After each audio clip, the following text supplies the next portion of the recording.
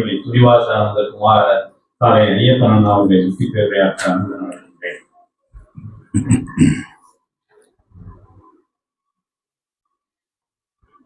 பாவூர் சத்திரம் மெய்மத வேதம் போதும் பாடசாலைக்கு வந்திருக்கும் மெய்வழிக்குல மக்கள் எல்லோருக்கும் என்னுடைய நமஸ்காரம்.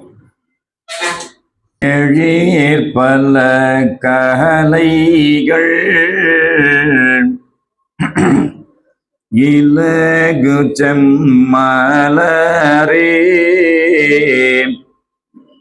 எழு நிலை கோலபோவள் மலையே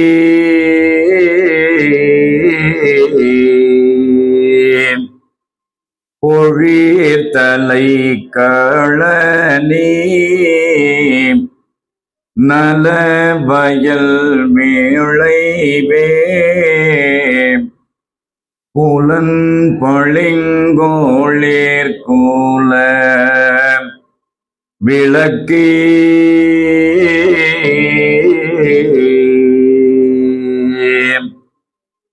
எழிலெழும் சலில துளப கோபுரமே ஏதன புகழுவேன் நயனே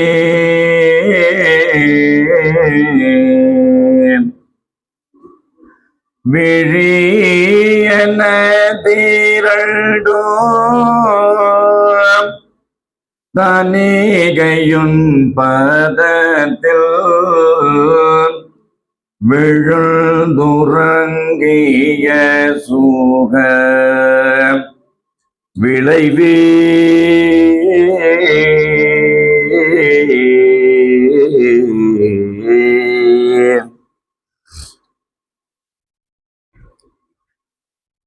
நமது தெய்வம் அவர்கள்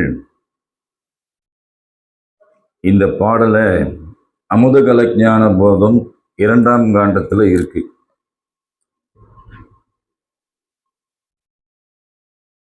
மெய்வழி உறங்கா புலி அனந்தர் அப்படின்னு ஒரு மாமா இருந்தார். அவர் திருப்பாச்சேத்திக்காரர். பழைய பேர் மெய்வழி காமாட்சி பிள்ளை. அவருக்கு வாய் திக்கி திக்கி தான் பேசுவார். இந்த தெய்வம் இந்த பாடலை எழுதி விட்டு இதை படிடா, இதை படி, மனப்பாடம் பண்ணி தொடர்ந்து பண்ணு அப்படின்னு எடுத்து கொடுத்து அதில் அந்த தமிழினுடைய உச்சரிப்பு உளானா அழானா இலானா லா ழா லா சின்னலா நுனிநாக்குல பெரியலா அன்னத்தை உள்ளன்னத்தை தொட்டு ழா அப்படி வரணும். அதே மாதிரி ழா அப்படின்னா ழா மடங்கணும் நாக்கு உள்ள. அப்போ அதை படித்து படித்து அவருக்கு அந்த திக்குவாயே போயிடுச்சு. அது தெய்வ உத்தரவு.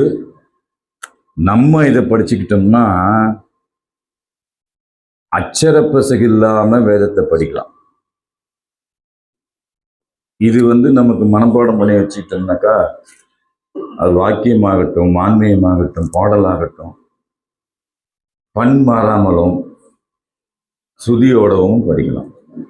சரி, போன மாதம் இந்த சபையில் வரும்போது என்ன பேசணும்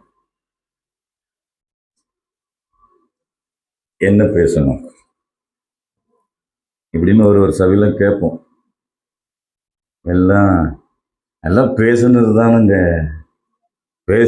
எது பேச வந்தீங்களோ அதை பேசுனீங்க. இப்போ அதை போய் கேட்டால் யாரும் ஞாபகம் வச்சிருப்பாங்க. நாங்கள் எந்த உலகத்தில் இருக்கிறோம்? உங்களுக்கு வேற வேலை கிடையாது. போயிட்டு இங்கேருந்து அங்கே ஓடி வருவீங்க, அங்கேருந்து அங்கே ஓடுவீங்க. எங்கள் உலகத்துக்கு பாருங்க.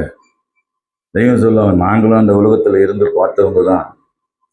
அன்பில் திருமலிங்கம் வரும்போது நாங்களும் அந்த உலகத்தில் நீண்ட காலம் இருந்து பார்த்தவங்க தான் அப்படின்னு உத்தரவு பண்ணுவாங்க. எதுக்கு அதை மாதிரி உத்தரவு பண்றாங்கன்னா, நமக்கு இறைவன் கடவுள் அப்படின்னா என்னன்னு தெரியாது. ஏதோ ஒரு நம்பிக்கையில வாழ்ந்துகிட்டு இருந்த நம்மளை இப்ப அவர் சொன்ன மாதிரி அறியாமை என்னும் இருள் அதிலிருந்து நம்மளை வந்து அறிய வச்சு விடிவுக்குள்ள ஆக்கினாங்க. அதுக்கு ஒரு பாடலை எழுதி வச்சிருக்கிறாங்க. எது எதெல்லாம் விடிஞ்சது, எப்படியெல்லாம் விடிஞ்சது, யார் அதை விடிய வச்சாங்கன்னு கடைசியில் முடிக்கிறாங்க. வெளி உலகத்தில் இருக்கான், அவனை போய் பார்த்தா அவனே ஒரு விடியா மூஞ்சிடான். சொல் வழக்கு இருக்கா இல்லையா? அது வேலையாட்டாலும் கூலி ஆப்படாதுன்னு சொல்லுவாங்க. வேலை கிடைக்கும், ஆனால் கூலி கிடைக்காது. இப்படி இருக்கு. ஆனா நம்ம முகமெல்லாம் விடிஞ்ச முகமா விடியாத முகமா அப்படின்றது நாம உணர்ந்திருக்குமா? ஆனாலும் இந்த உலகம் நம்மளை எதுக்குள்ள கொண்டு போய் சேர்க்குது? மாயினுடைய செயல் என்ன? துரத்துது. எங்க துரத்துது? நரகம் எப்படி கிடைக்கும்? நரகம் எதனால வருது? ஒருத்தனுக்கு தண்டனையோ வெகுமதியோ எப்படி கிடைக்குது? அதுக்கு பேர் என்ன?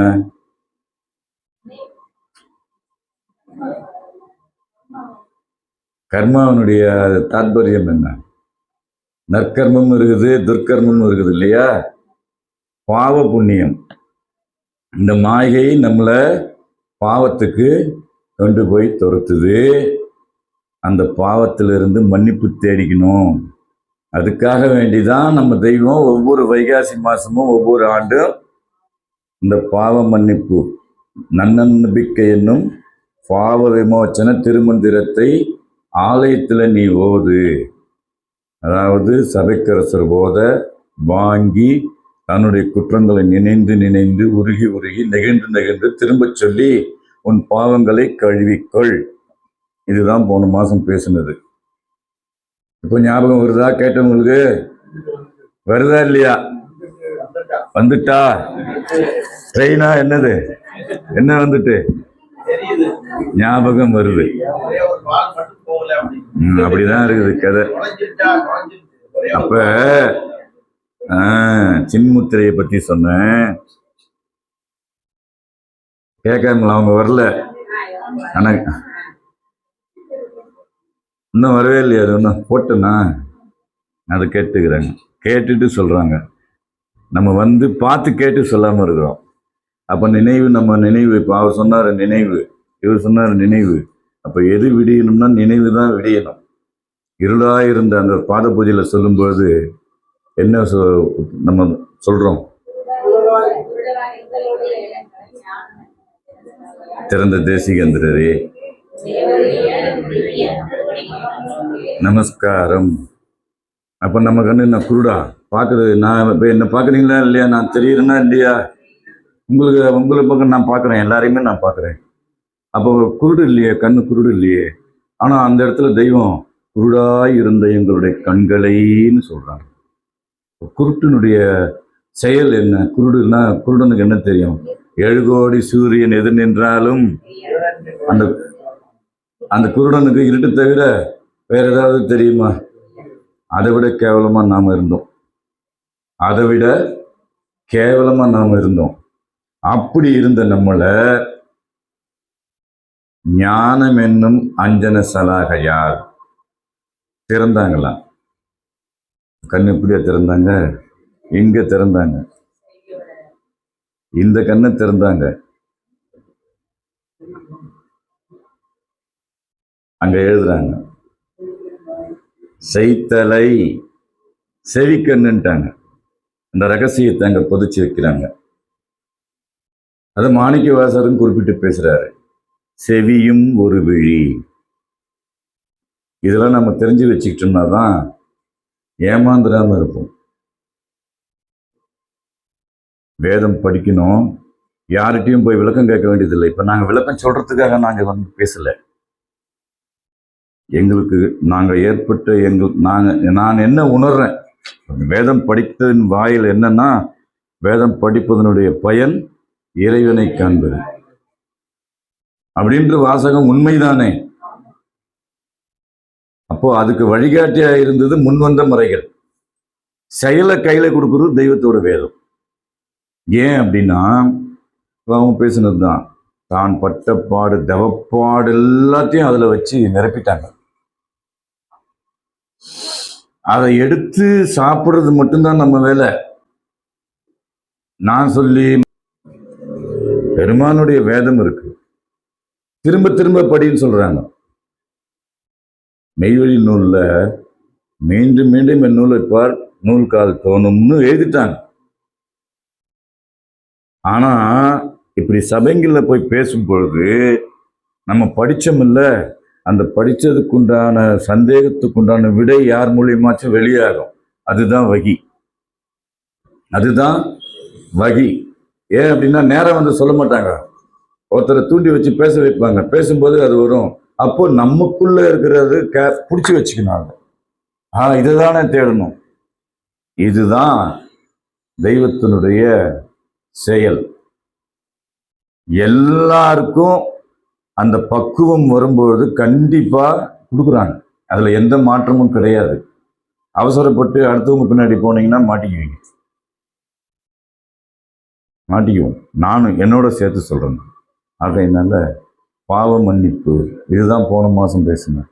இந்த மாசமும் அது தொடர்புடையதுதான் இப்பவும் பேச போறோம். அது நாம சிறிது பார்ப்போம்.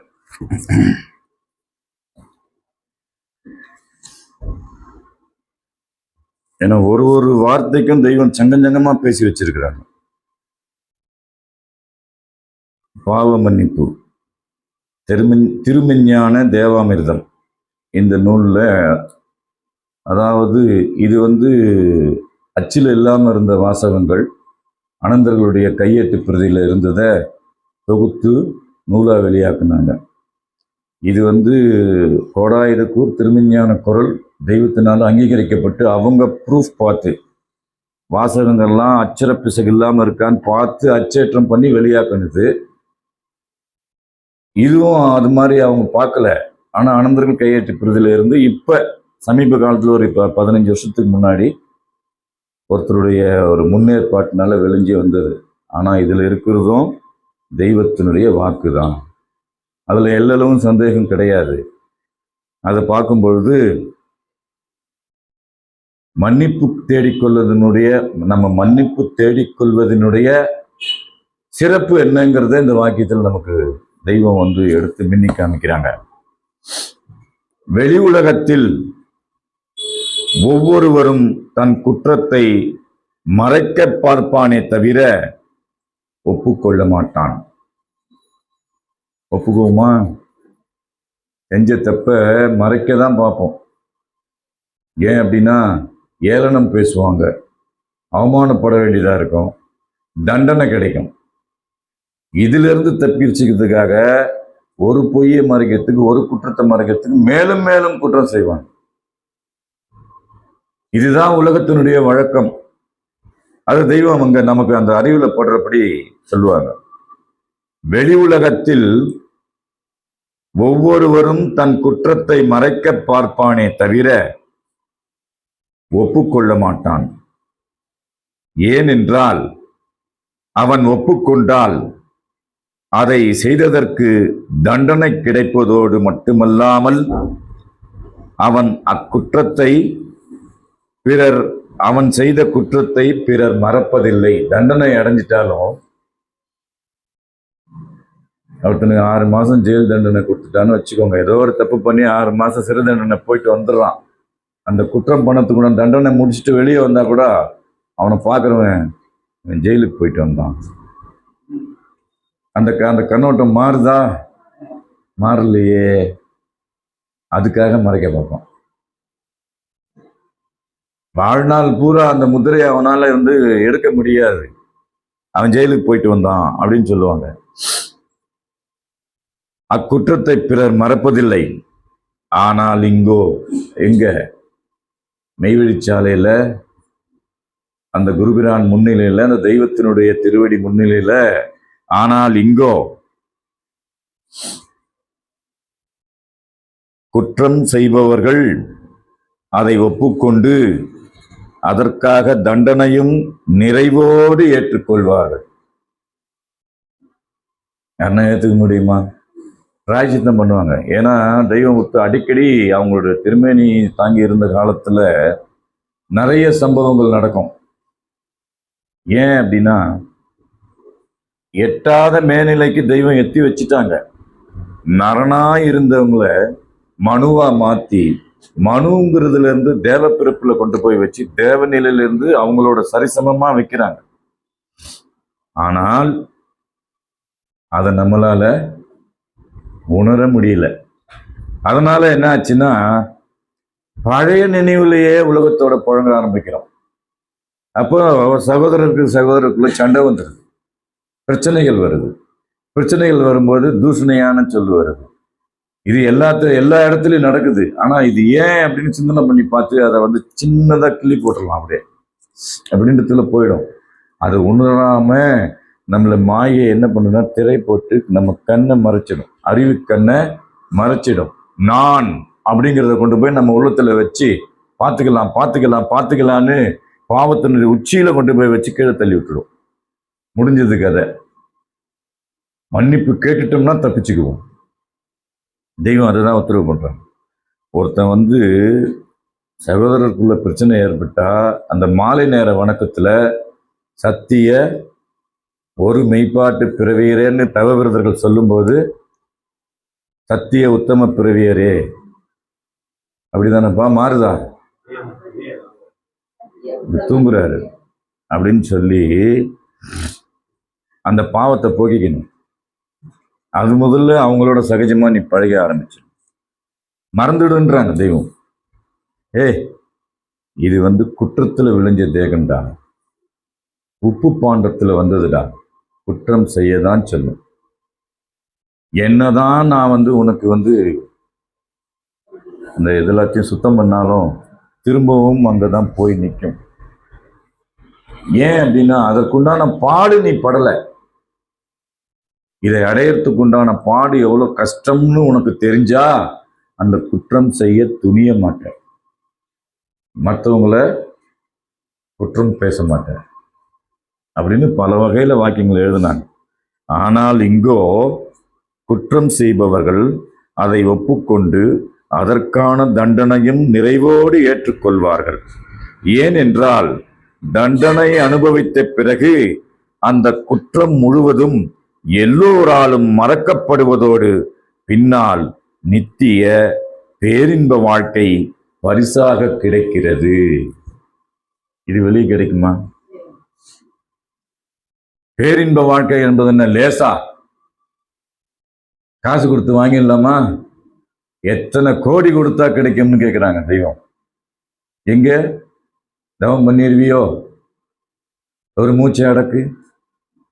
அப்போ அந்த பேரின்ப வாழ்க்கையை எப்படி கொடுக்குறாங்கன்னா தன்னுடைய தவ வாய்மையினால கொடுக்குறாங்க. தவம் எப்படியா இருக்குது? வாய்மையா இருக்குது. அவர் படிச்சார்ல, ஆண்டவர்களின் வாய்மைக்குள் ஆகிவிடுவது ஒன்றே உன் வேலை, வேற வேலை கிடையாது. அப்ப அந்த வாய்மை எப்படி கிடைக்கும் நம்மளுக்கு? படிக்கணும், கேட்கணும், சிந்திக்கணும். சிந்திக்கும் பொழுது கேள்வி எழும். கேள்வி எழும்போது விடையை தேட ஆரம்பிக்கும். எங்க தேடணும்? அந்த விடைய வேதத்துக்குள்ளதான் தேடணும், தெய்வத்துக்கிட்ட தான் கேட்கணும்.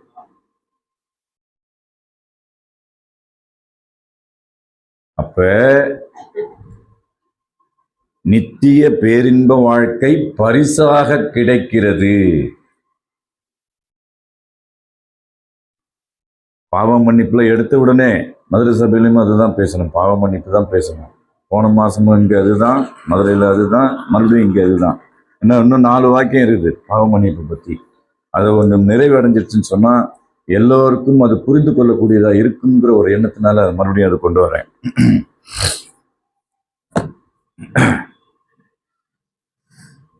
ஒரு தெய்வ ஆசான் திருமுன்பாக அச்சப்பாட்டுடன் எவனொருவன் கூச்சமில்லாமல் ஒப்புக்கொள்கிறானோ, எப்படி இருந்தாலும் வெளியே வந்துடும். ஆனா இப்போ 256வது வாக்கியம், நறுக்குன்னு கொடுக்குறாங்க தெய்வம். எப்படி இருந்தாலும் தவறு செய்யறதுக்கு மனம் தூண்டலாம் செய்யும். ஏன் அப்படின்னா இன்னும் நாம அறிவை சார்ந்து நடக்கல. அறிவை சார்ந்து அறிவினோடு கூட நடக்க பழகலை. உலகத்தளவுல உலகத்தை தான் முக்கியத்துவம் கொடுத்து பண்ணிக்கிட்டு இருக்கிறோம். அதனால என்ன பண்ணணும்னா குற்றம் செய்ய தூண்டும்.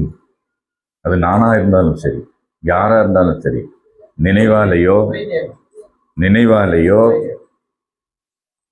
சிந்தனை செயலாலேயோ வார்த்தையாலேயோ ஏதாவது ஒரு வகையில்.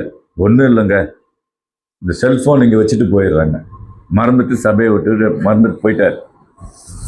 நான் பார்க்குறேன், அது இன்னொருத்தருதுன்னு எனக்கு தெரியுது.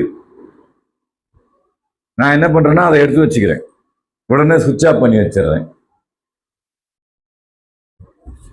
இது மாய்கை தானே தவிர அதுக்கு முன்னாடி நம்ம நினைவுல தெய்வம் இருக்காங்க.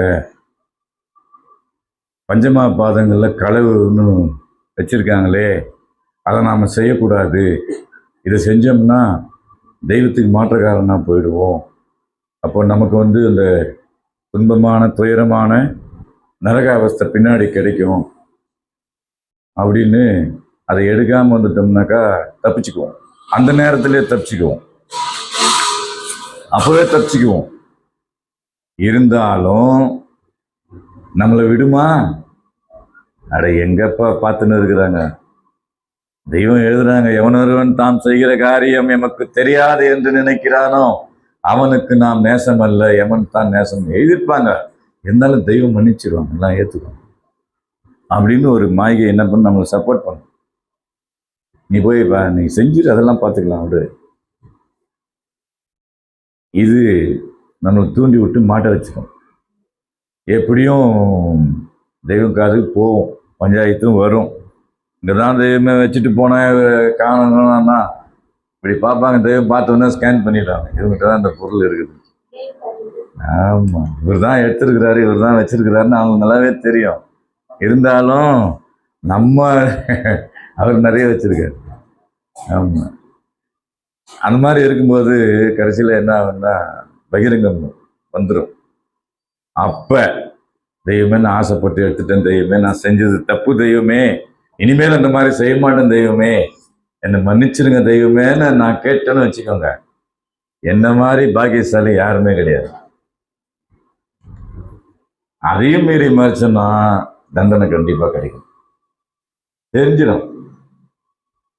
ஆகையினால தெய்வம் என்ன உத்தரவு பண்றாங்கன்னா, ஒரு தெய்வ ஆசான் திருமுன்பாக அச்சப்பாட்டுடன் எவனொருவன் கூச்சம் இல்லாமல்.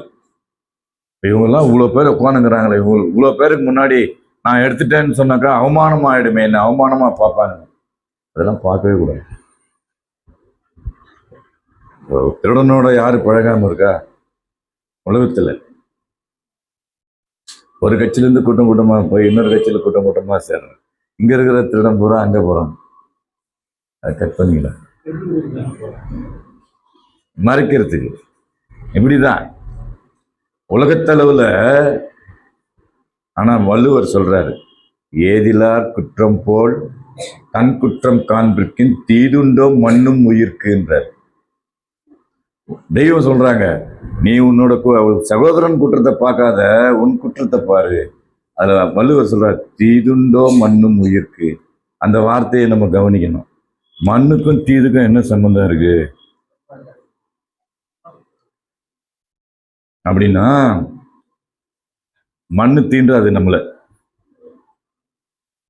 தன் குற்றத்தை பார்த்து தெய்வத்துக்கிட்ட மன்னிப்பு கேட்டுக்கிட்டு அந்த பாதையில நம்ம நடக்கும்பொழுது ஜீவப்பிரயாணம் கண்டிப்பா பேரின்ப பரிசு கிடைச்சிடும். அந்த பேரின்ப பரிசு கிடைச்ச உடனே நம்மளை கொண்டு போய் எங்க வைப்பாங்க? மண்ணில் வைப்பாங்க. மண்ணில் வச்சா மண்ணு தீண்டாது, மண்ணு தீண்டாது. அதைத்தான் 2 வரியில 1.5 வரியில அவர் எழுதினாரு, ஏதிலார் குற்றம் போல் தன் குற்றம் காண்பிற்கின் தீதுண்டோ மண்ணும் உயிர்க்கு. இப்போ மண்ணு நம்மளை தொடாத அளவுக்கு பாதுகாத்து பூமி தாயா ஊட்டி வளர்க்குறாங்கிறத நம்ம புரிஞ்சுக்கிட்டோம்.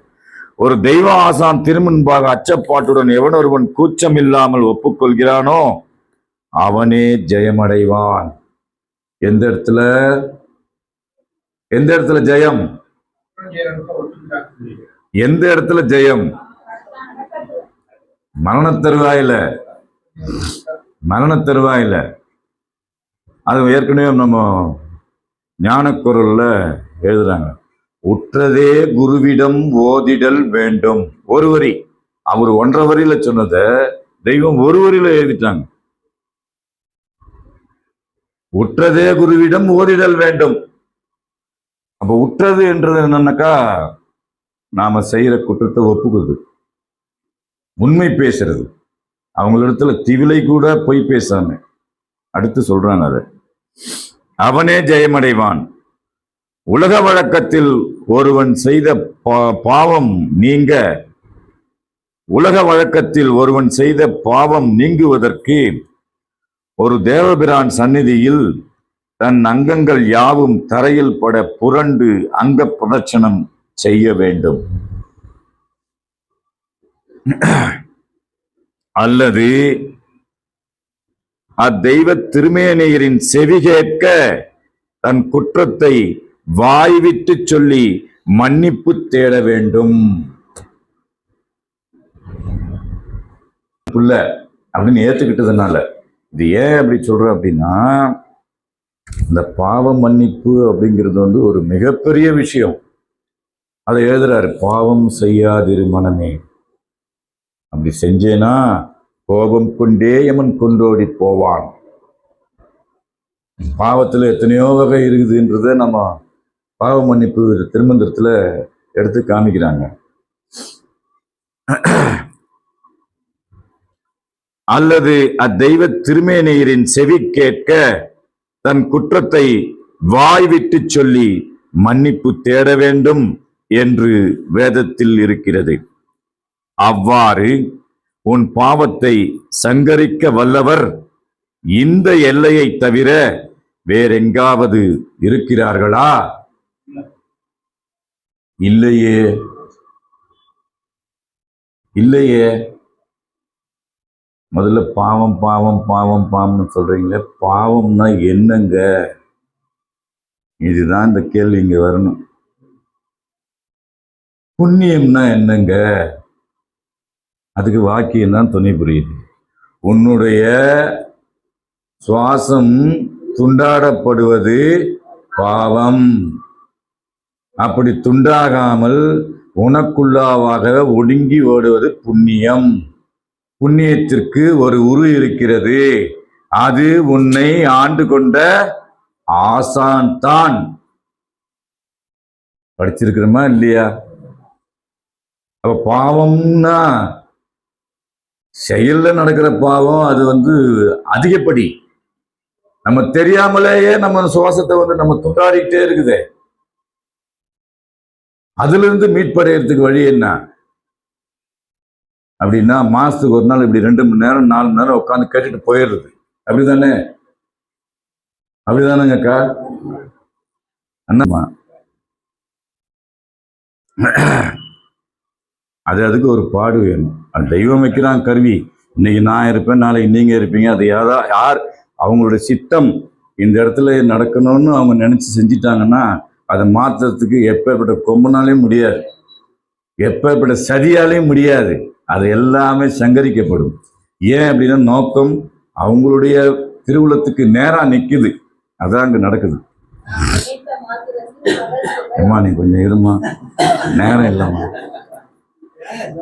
சும்மா. அது என்கிட்ட போன்ல பேசு, எதா இருந்தாலும். அன்னைக்கு பேசணும் மாதிரி 1 மணி நேரம் பேசணும்ல, அது மாதிரி பேசு. அல்லது அத்தெய்வ திருமேனியரின் செவி கேட்க தன் குற்றத்தை வாய்விட்டு சொல்லி மன்னிப்பு தேட வேண்டும் என்று வேதத்தில் இருக்கிறது. அவ்வாறு உன் பாவத்தை சங்கரிக்க வல்லவர் இந்த எல்லையை தவிர வேற எங்காவது இருக்கிறார்களா? இல்லவே இல்லை. நீ பாவ விமோச்சனம் பெற நாம் உங்களுக்கு எடுத்து வைத்திருக்கிற முறை அப்படி ஒன்றும் கடுமையாக இல்லையே. என்ன முறை? இந்த அப்படி வந்து உட்கார்றது தான். மாசம் ஒரு சபை, வேலூர்லாம் வாரம் ஒரு சபை நடக்குது. வேலூர் கசம் சபையில வாரம் ஞாயிற்றுக்கிழமை சபை நடக்குது. இங்க மாசம் ஒரு சபை நடக்குது. நீ செய்யாருக்காரன்றதுனால சொல்லிடாத, நடக்கட்டும், சிறப்பு தானே. அப்போ ஆவலாம் மக்கள் வார வாரம் வராங்க. இந்த மாசத்துக்கு சபை எனக்கு இப்போதான்னா வேலை இருந்தது, இப்போ போயிட்டேன்னா அடுத்த மாசம் பார்க்கலான்னா யாருக்கு நஷ்டம்? எனக்கு தான் நஷ்டம் இல்லையா? இப்போ இன்னைக்கு வந்ததுனால எவ்வளோ மூட்டை கட்டி தூக்கிட்டு போறோம் தெரியுமா? எதை தூக்கிட்டு போறோம்? இப்போ தெரியுது இல்ல, இந்த வார்த்தை வருது இல்ல, எங்கிருந்து குப்புன்னு வருது பாருங்க. புண்ணியத்தை தூக்கிட்டு போறோம். சுமந்துட்டு வந்ததை பாவத்தை, கொண்டு போறத புண்ணியத்தை கொடுக்குற பெருமான் அவரு. இடையில நாங்க என்ன சாமியா? நாங்க ஒண்ணும் கிடையாது. அது மாதிரி எல்லாரும் மாறலான்றாங்க தெய்வம். அப்ப வேதத்தில் இருக்கிறது, அவ்வாறு உன் பாவத்தை சங்கரிக்க வல்லவர் இந்த எல்லையை தவிர வேற எங்காவது இருக்கிறார்களா? இல்லவே இல்லை. நீ பாவ விமோச்சனம் பெற நாம் உங்களுக்கு எடுத்து வைத்திருக்கிற முறை அப்படி ஒன்றும் கடுமையாக இல்லையே. பொண்டாட்டி புள்ளையெல்லாம் விட்டுட்டு வந்துடணும், உப்பு இல்லாத சாப்பாடு சாப்பிடணும், அப்படி இருக்கணும் இப்படி இருக்கணும்னு சொன்னா இதுல நான் கூட வரமாட்டேன். எங்க சபையே இருக்கு, நடக்காது. இதான் உண்மை. ஆனா அத்தனை பாடையும் அவங்க ஏத்துக்கிட்டு நீ உட்காந்து தூங்குனா கூட தூங்கு, பரவாயில்ல, சபையில தூங்கு, உட்காரு, ஒரு வார்த்தை கேட்கும் இல்ல. நீ சபைக்கு வந்துரு, தூங்கு, பரவாயில்ல, ஒரு வார்த்தை கேட்கும் இல்ல. அந்த ஒரு சொல் உன்னை சிவமா. எவ்வளோ கருணை யார் மேல வச்சிருக்கிறாங்க? எல்லாம் நம்ம மேல. அப்புறம் அப்புறம் அப்புறம் கொஞ்சம் ஆமா, என்கிட்ட சொல்லு, நான் அப்புறம் சொல்லிடுறேன், நான் தெரிஞ்சுக்கிறேன். உன்னுடைய ஆவலுக்கு அளவே இல்லை. இப்படிதான் இருக்கணும், மெய்வழி புள்ளனா இப்படிதான் இருக்கணும், கூறு. அதோடு நீயாக உன் மனதில் உள்ள குற்றத்தை நினைத்து உருகி நீ செய்த பாவம் தீரும்படியாக இறைஞ்சி நன்னம்பிக்கை வேண்டி ஆலயத்தில் ஓதினால் போதும் என்றே எடுத்து வைத்துள்ளோம். இதெல்லாம் நம்ம படிச்சிருக்கலாம். இப்படி பேசி பேசி பேசி எத்தனை வகையில நம்ம பாவத்தை எல்லாம் தெய்வம் சங்காரம் பண்றாங்க, எவ்வளவு எளிமையா கொடுக்குறாங்க. பாவம் என்பது தன் ஜீவனை துண்டாடுறது. இந்த ஜீவன் எதுல வச்சு அடக்கி வச்சிருக்காங்கன்னா சுவாசத்துல வச்சு அடக்கி வச்சிருக்காங்க. அப்போ ஒரு நாளைக்கு எவ்வளவு சுவாசம் நம்ம உபயோகிக்கிறோம். கரெக்டு தானே? தப்பா சொல்லிடாதுமா. கரெக்டு தானே? அது வேதத்தில் இருக்கு. அப்போ சரி, அப்போ ஒத்துக்க வேண்டியதுதான். வேதத்தில் இருந்தா அதுக்கு மாற்றமே கிடையாது. ஆமா. அப்ப உன் ஆசான் முன்னிலையில் நீ போலியாகவாவது கனிந்து கனிந்து உருகி அழு. இது மாதிரி யாருன்னா சொல்லுவாங்களா? நம்ம நெஞ்சம் கல்லு, நெகிழுமா? நெகிழுமா? கல்லா இருக்குது, நெகிழுமா? அதுக்கு ஔவையார் ஒரு பாட்டு எழுதினாங்களே, வெட்டனவே மெத்தனவே வெல்லாவாம் வேழத்தே பட்டுருவும் கோர்பஞ்சில் பாயாது நெட்டிருப்பு பாறைக்கு நெக்குவிடா பாறை பசுமரத்து வேருக்கு நெக்குவிடும். டீச்சர்மா நீங்க சொல்லுங்க, அதுக்கு என்ன அர்த்தம்?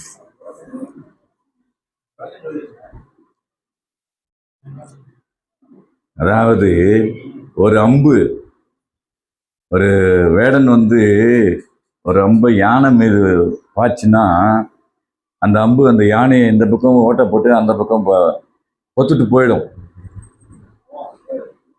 போயிடும். அதே ஒரு பஞ்சு மூட்டை மேல விட்டான்னு வச்சுக்கோங்க, திரும்ப வந்துடும். மாட்டாது, கீழே விழுந்துடும். அது உள்ள பொக்காது. அது பஞ்சு மூட்டையில பொக்காது. அதுபோல ஒரு பாறைய கடுமையான கடப்பாறை கொண்டு உளிய கொண்டு அடிச்சாலும் அதை உடைக்க முடியாது. ஆனா அந்த ஓரத்துல அந்த செதிலா இருக்கும்ல பாறை, அந்த பாறையில ஒரு பறவையானது தன்னுடைய எச்சத்தினால ஒரு ஆலமரத்து வேரையோ அரசு மரத்து விதையோ கொண்டாந்து அதுல போட்டுருச்சுன்னா அதுல இருக்கிற துளியூண்டு மண்ணுல அந்த பாறைக்குள்ள வேறு விட்டு அதுல பொழந்துக்குது. அப்போ அது மாதிரி இலகி அது என்ன கடுமையாக உடைச்சிது, அதுவே மரம் கூறு சின்ன சின்ன வேர் கையில நம்ம உடைச்சிடலாம், அது பாறையை உடைச்சிடுது, தொட்டா உடைஞ்சிடும். அப்படி ஒரு மென்மையா இருக்கிறது பாறையை பொழுது. அது போல நம்முடைய ஆசானுடைய வாக்கு மென்மையானது. அதை நாம சிறிது சிறிதாக உண்டோமையானால் நம்மளுடைய பாவம் தீரும், நிச்சயமாக தீரும். அதுதான் உண்மை. கனிந்து கனிந்து அழு நடிங்கிறாங்க. அப்போ அந்த அந்த நமக்குள்ள இருக்க அந்த பாறையாகிய நெஞ்சத்தை இந்த வாக்கு மூலமா தான் தகர்க்க முடியும். ஏன்? அதுக்குண்டான வல்லபம் அதுல வச்சிருக்காங்க தெய்வம்.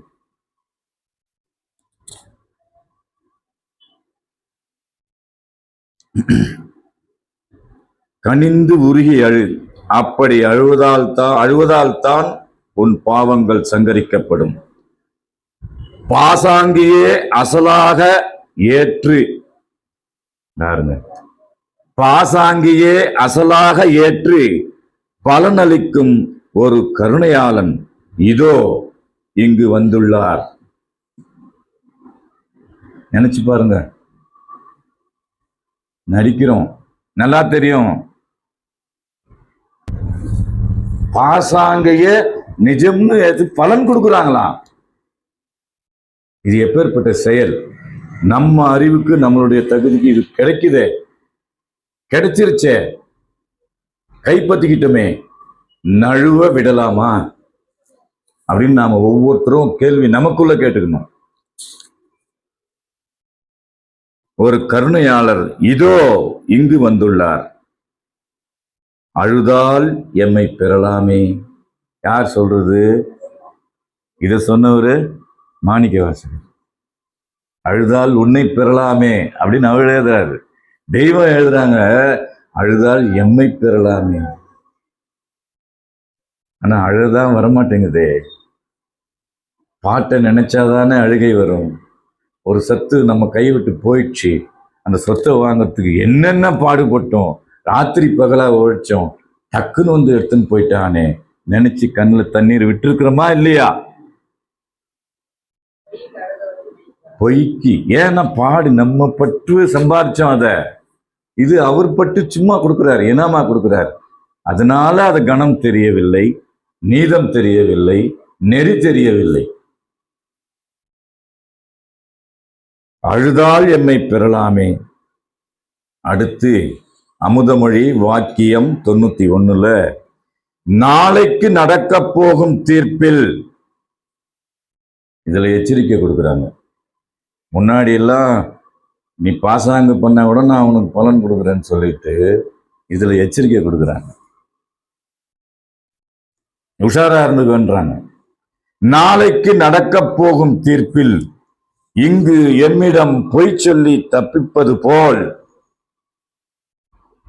பொய்ன்னு தெரிஞ்சுக்கிட மன்னிச்சு விட்டுறாங்க. நாளைக்கு நடக்க போகும் தீர்ப்பில் இங்கு எம்மிடம் பொய் சொல்லி தப்பிப்பது போல் தப்பிக்க முடியாது. ஏன் முடியாது அப்படின்னா அதுக்கு ஒரு வாக்கியம் வச்சிருக்காங்க. ஏன்னா இந்த வாசகத்துக்கு அந்த வாக்கியத்தை பார்த்தோம்னா தான் அவங்க என்ன செயல்ல அங்க நிக்கிறாங்க அப்படிங்கிறது நம்ம அறிவுல படும். அவரவருக்கு தக்கபடி இறங்கி நின்று பொய் வேடம் போட்டு அனைத்து கூட்டி பேசி ஆட்படுத்தி அந்நாட்டினருக்கு வித்தெடுக்கும் அருளாட்சியை நடத்தி வருகிறோம் அல்லவா? அவரவருக்கு தக்கபடி இறங்கி நின்று பொய் வேடம் போட்டு அனைத்து கூட்டி பேசி ஆட்படுத்தி அந்நாட்டினருக்கு வித்தெடுக்கும் அருளாட்சியை நடத்தி வருகிறோம் அல்லவா? ஆனால் அங்கே அந்த நித்திய நீதி தேகத்திலே இந்த தாயுள்ளத்தின் செயலை காண முடியாது. இங்க பொருந்துதா? இந்த வாசகத்துக்கும் நீ பொய் சொல்லி தப்பிப்பது போல அந்த தீர்ப்பு நாள்ல முடியாதப்பா. ஏன் முடியாது? இந்த தாய் இல்லத்தின் செயலை காண முடியாது. சர்வமும் நீதிக்கோட்டில் மாறி, சர்வமும் நீதிக்கோட்டில் மாறி சத்தியம் ஒன்றே கூர்கொண்டு அரசு ஓச்சி நிற்கும். நீ காணும் இந்த தயாமூல தர்மதேகம் அங்கே இல்லை.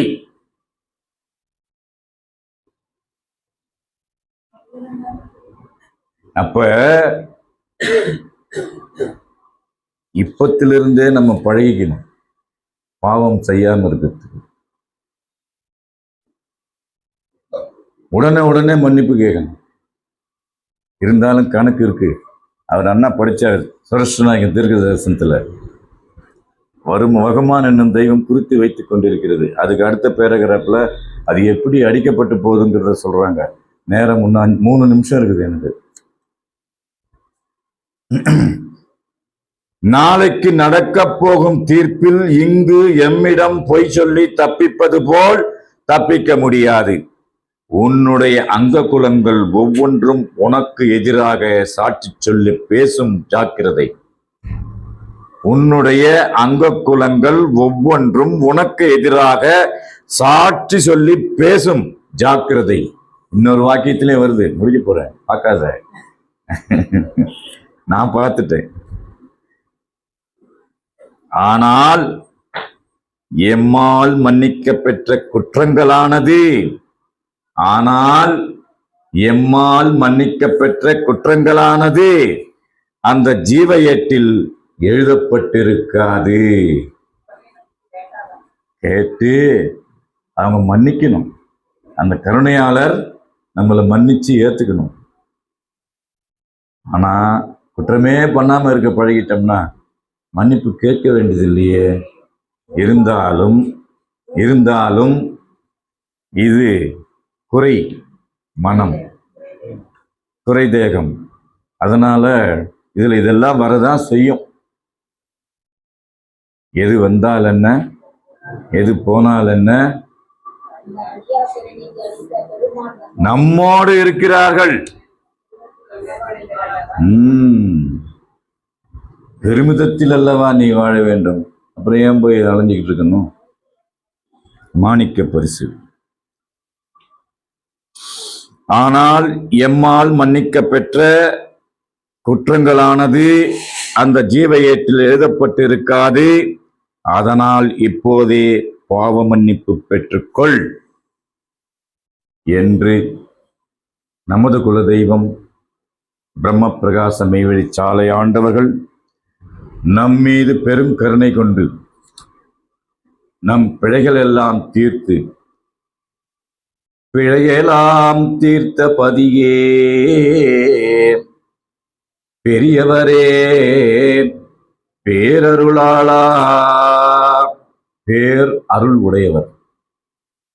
இவ்வாறாக நாம் அனைவரும் இது நாள் முதல் இந்த வாக்கியம் கேட்டுட்டோம், சிந்தனையில பதிய வச்சுக்கிட்டு நம் குற்றங்களை கலைந்து நம் தெய்வம் அவர்களின் பாதார விந்தங்களிலே பரிபூர்ண சரணாகதி அடைந்து அவர்கள் அளக்க நிற்கும் நிஜநிதி புதுவாழ்விலே மனங்கூடி சேர்ந்து பொல்லா பிறப்பினை ஒழித்து பெருவாழ்வு வாழ்வோமாக என்று கூறி என்னுடைய முக்தி பேருரை மீண்டும் தொடரும். அனைவருக்கும் நமஸ்காரம், நமஸ்காரம், நமஸ்காரம்.